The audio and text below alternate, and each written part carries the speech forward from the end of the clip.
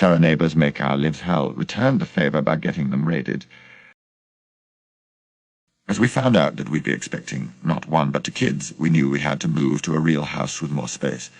At the time, we were still living in a one-bedroom studio one up from the ground floor, with its only entrance being a metal fire escape. Stairs. Not ideal for a pregnant woman, let alone to live with small babies.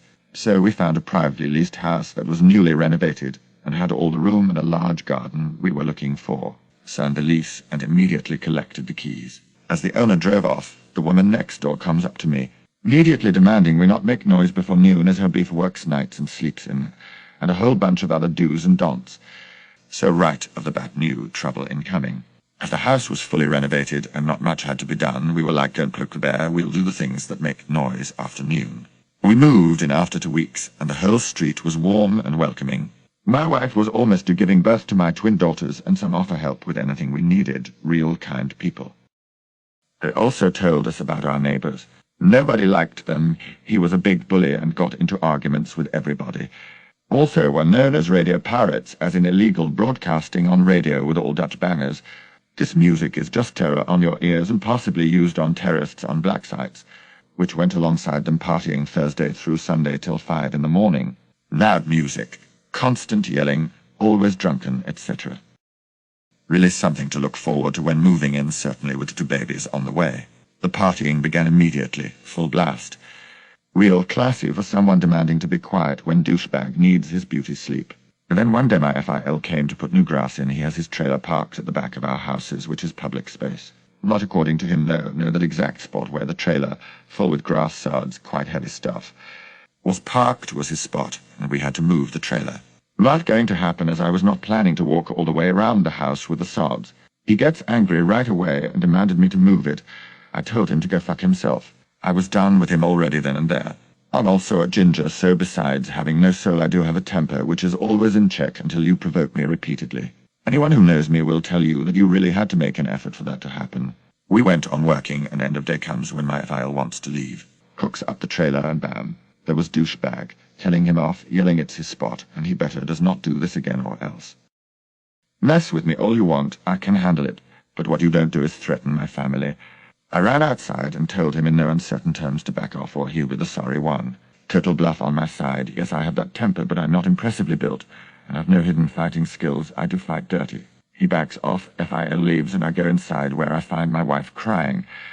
She got scared of him maybe doing something to her father or me, and this is something we don't need right now. Combined with hormones from being pregnant, and you can't paint that picture. So I'm even more pissed, but had to promise not to act on anything. I won't, dear, not yet anyway. Time went on without any real incident, and then came the time my wife goes into labor. Didn't go smooth and ended up having to deliver with C-section, or whatever it's called, because daughter 2 was almost strangled by the umbilical cord. We had to stay 3 nights, excruciating nights due to a lot of things. Finally, we get to go home. Family had put a giant sign in our front yard welcoming the babies. The sign was already up for a few days prior to coming home, so our friendly neighbors definitely knew about it. But did they give a flying fuck? No, they did not. From the first night on, they started to party and broad-blasted their terror music. They started at noon and continued to until 5 or 6 in the morning. Classy. They also kept going for days, so it wasn't just Thursday through Sunday, it was all week long and the next. So we were broken, hardly slept. One of our daughters suffered from heavy cramps combined with all the noise, and her parents, at the end of their wits, she cried a lot. And then I just had it. I researched some things on radio pirates, the laws and regulations, and on his large 5-meter-plus antenna in his backyard, which was illegal in itself. But he used it to illegally broadcast on radio, which meant he had a lot of equipment to do so, which was even more illegal and can even get you jailed. But at the very least they could seize it all and fine him big time, in the 10 to 45K area. And I did not immediately turn him in, but instead were looking for another house to lease first.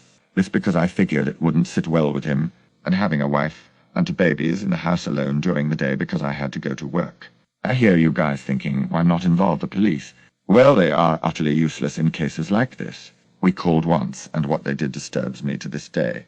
They rang at their doorbell and immediately started off by saying we called them about noise complaints. Yes, you read that right. No protection or whatsoever, just blatantly told them we were the reason they're there, told them to keep it down, and that was it. They didn't even follow up with us or anything.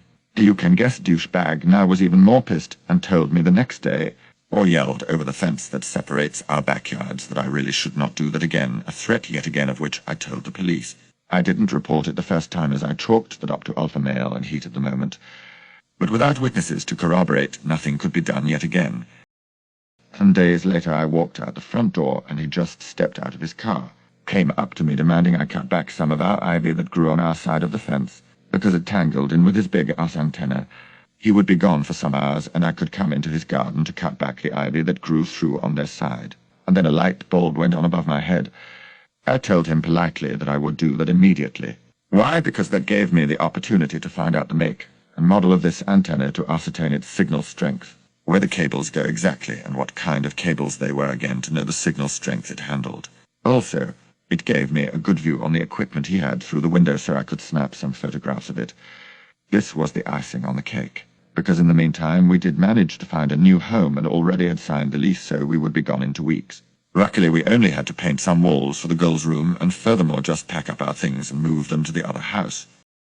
So after I trimmed the ivy and collected my evidence, I went online that night to find out the proper channels to report a broadcast pirate, and which entity was tasked with catching said pirate. Turned out I had to call the telecom agency, but also the police. Wasn't too happy with the latter, but I remembered I have a nephew that works for the police.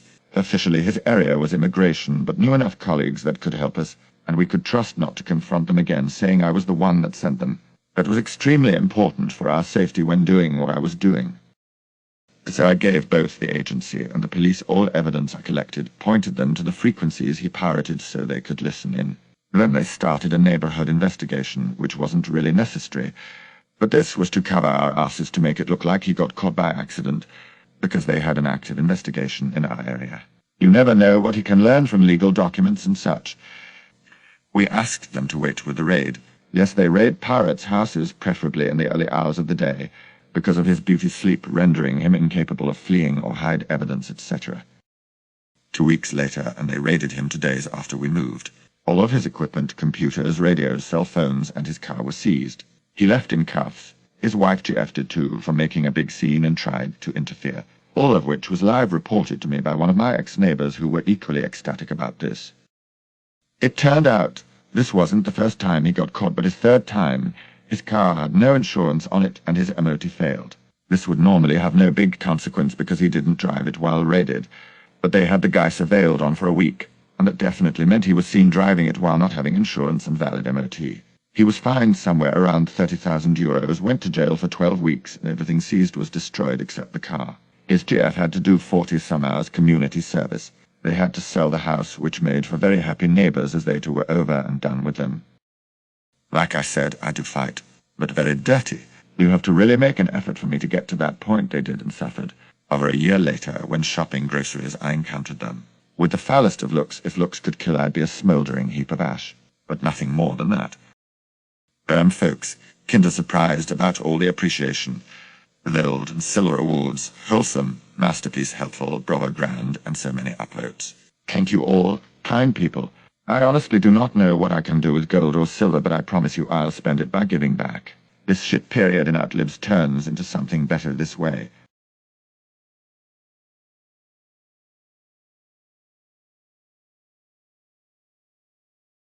Check out my other superb videos.